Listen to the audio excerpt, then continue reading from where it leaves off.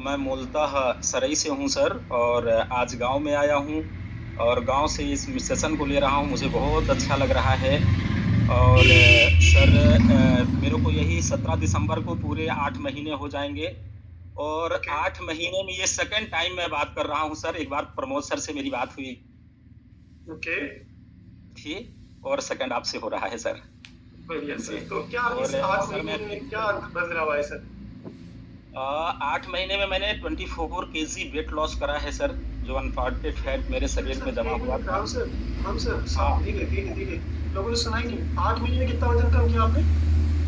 24 KG sir, 24 kilo वजन। वो भी मैंने सर 75 डेज में, मैं 17 मार्च को ज्वाइन करा हूँ क्लब को, और आफ्टर 75 डेज मैंने 20 केजी वेट लॉस कर लिया था सर। नहीं नहीं, देखो दिन को रेट देते हैं सर, कुछ लोग डिप्रेशन में आ जाएंगे, टेंशन में आ जाएंगे। अपन इस पे रहते हैं कि आपने 24 किलो वजन कम किया है ना, वो विन विन जी। रहने देते हैं। तो जी। 24 किलो वजन का क्या इंचेस कितने गए आपके?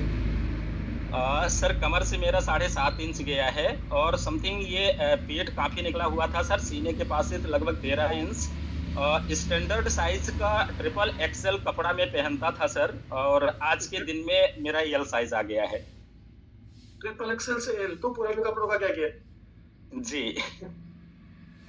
वो तो खराब हो और गए होंगे सर। पूरे। जी सर। पुराने कपड़े तो पूरे खराब हो गए होंगे। पुराने सर, एक तो अभी जुलाई में भतीजी का शादी था, मैंने दोबारा से बनवाया था सर, वो भी कम हो गए।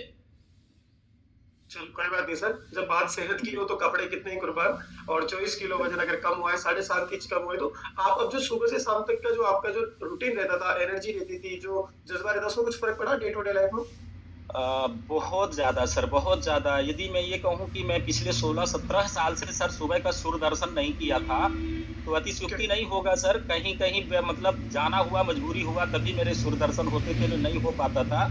एक्चुअल में मैं 12 बजे के बाद प्लान करता था कि मुझे अब सोना है, और उठने के लिए तो सर कोई टाइम शेड्यूल नहीं था। 8 बज गया, 9 भी बज गया, 7 भी बज गया। बट सर सुबह का दर्शन, जैसा मैं कह रहा हूँ, सूर्य दर्शन मेरा नहीं हो पाता था। लेकिन यदि मैं ये कहूँ सर कि ये कमेटी लोगों का पुनर्जन्म कराता है, तो ये अतिशयोक्ति नहीं होगा सर।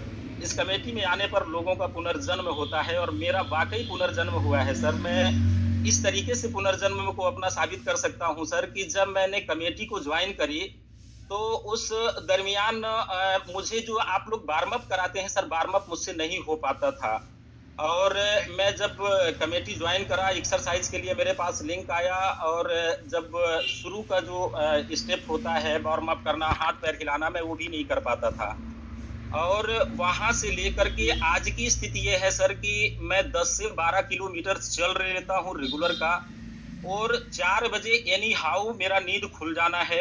4:30-5 बजे मैं घर से निकल जाऊंगा। आज मैं गांव में था सर, गांव से लगभग जंगल की ओर 5-7 किलोमीटर दूर आकर के मैं स्टेशन को ज्वाइन कर रहा हूँ। और मैं इतना डेडिकेटेड हो गया सर, खासकर अपने उठने को लेकर के, अपना जो दिनचर्या है उसके प्रति, कि मैं इसीलिए कहता हूँ सर कि ये कमेटी में पुनर्जन्म होता है। और पुनर्जन्म इसलिए भी सर कि मेरे बहुत बैड हैबिट्स थे सर। मैं पेशे से तो एडवोकेट हूँ, बट आफ्टर 8 पीएम सर, रात के 8 बजे के बाद मुझे वाइन चाहिए होता था, ये कंटिन्यू।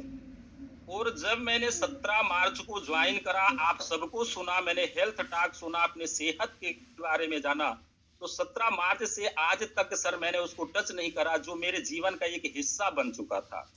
और इसलिए मैं कहता हूं सर कि यह कमेटी हम सबका पुनर्जन्म कराता है।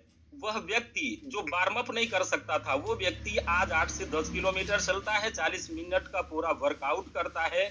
जो सुबह का कभी सूर्य दर्शन नहीं करता था, आज 4 बजे निहा उठ जाता है। यही तो सर पुनर्जन्म है। मुझे लगता है इसके अलावा कोई पुनर्जन्म नहीं होता होगा। हमने शास्त्रों में पढ़ा है कि लोगों का पुनर्जन्म होता है, लेकिन सर लाइव पुनर्जन्म तो यही मेरे नजरिए में है। और यह कमेटी अद्वितीय है सर, यहाँ का एजुकेशन अद्वितीय है सर। मैंने एलएलबी किया, चूंकि डबल ग्रेजुएशन करा सर, मैंने डबल पीजी करा। जो नॉलेज मुझे इस कमेटी से मिला, जो नॉलेज मुझे इस में ज्वाइन करने के बाद मिला सर, कहीं नहीं मिला। और जो मिला भी वो शायद मेरे जीवन में उपयोगी नहीं है, जितना उपयोगी मैं यहाँ से सीख करके अपने जीवन को, अपने दिनचर्या को, अपने परिवार को, सबको मतलब जो एजुकेशन दे पा रहा हूँ, जो हेल्थ दे पा रहा हूँ, जो स्थितियाँ दे पा रहा हूँ, शायद मेरा वो जो 17-18 साल का एजुकेशन था वो कम पड़ जाएगा सर, इसके साथ तुलनात्मक अध्ययन किया जाए तो। हिंदी आपकी कितनी खतरनाक है ना, मुझे ऐसा लगा सुबह-सुबह पे हिंदी के शायर को आप ब्रेकफ़ास्ट में लेके आए हो ना। तुलनात्मक अध्ययन, अतिशयोक्ति। तो वकील साहब, ज़िंदगी की अदालत में आपका खुद का केस जो है आज फाइनली जीत लिया आपने ना। बिल्कुल सर, वो मस्त साहब डिफेंड किया। आपका कृपा है सर, इस कमेटी का कृपा है सर। आप सब इतने बेहतरीन तरीके से हर एक बिंदु को डिफाइन करते हैं सर, कि मुझे लगता है कि कोई मतलब एक कहते हैं ना कि पढ़ने में कई तरह के छात्र होते हैं, तो एक वो छात्र होता है जिसको कुछ भी समझ में नहीं आता।